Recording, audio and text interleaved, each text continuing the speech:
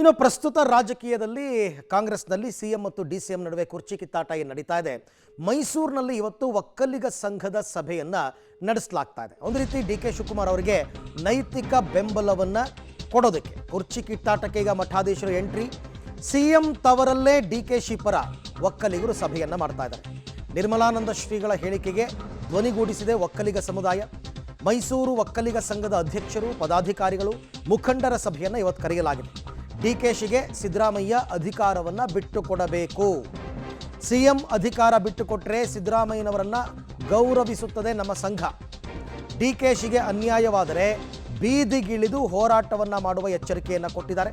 ನಿನ್ನೆ ಎಲ್ಲ ಮಠಾಧೀಶರು ಎಂಟ್ರಿ ಆಗಿದ್ದು, ನಿರ್ಮಲಾನಂದ ಶ್ರೀಗಳು ಹೌದು ಡಿ.ಕೆ. ಶಿವಕುಮಾರ್ಗೆ ಅಧಿಕಾರ ಬಿಟ್ಟುಕೊಡಬೇಕು ಅಂತ ಎಲ್ಲ ಕರೆ ಕೊಟ್ಟಿದ್ರಲ್ಲ, ಈಗ ಸಮುದಾಯ ಕೂಡ ಎದ್ದು ನಿಂತಿದೆ. ಮೈಸೂರಿನಲ್ಲಿ ಇವತ್ತು ಈ ಕುರಿತಂತೆ ಸಭೆಯನ್ನು ಕೂಡ ಇಟ್ಕೊಂಡಿದ್ದಾರೆ. ಸಭೆಯ ನಂತರ ಒಂದು ಪತ್ರಿಕಾಗೋಷ್ಠಿಯನ್ನು ಮಾಡಿ ಸಭೆಯ ನಿರ್ಣಯ ಏನು ಅಂತಕ್ಕಂಥದ್ದನ್ನು ಈಗಿನ ಸನ್ನಿವೇಶ ಗೊತ್ತಿದೆ. ಸಮುದಾಯ ಡಿ.ಕೆ. ಪರ ನಿಲ್ಲುತ್ತೆ. ಆ್ಯಕ್ಚುಲಿ ಕಳೆದ ಚುನಾವಣೆ 2023ರಲ್ಲಿ ನಡೆದಾಗಲೂ ಕೂಡ ಒಕ್ಕಲಿಗ ಸಮುದಾಯ ಡಿ.ಕೆ. ಅವರಿಗೆ ಭಾರಿ ಬೆಂಬಲ ವ್ಯಕ್ತಪಡಿಸಿದ್ದು ಅವರು ಸಿಎಂ ಆಗ್ತಾರೆ ಅನ್ನೋ ಕಾರಣಕ್ಕೋಸ್ಕರ. ಹಾಗಾಗಿ ಈಗ ಅವರು ಸಭೆಯನ್ನು ಮಾಡ್ತಾ ಇದ್ದಾರೆ.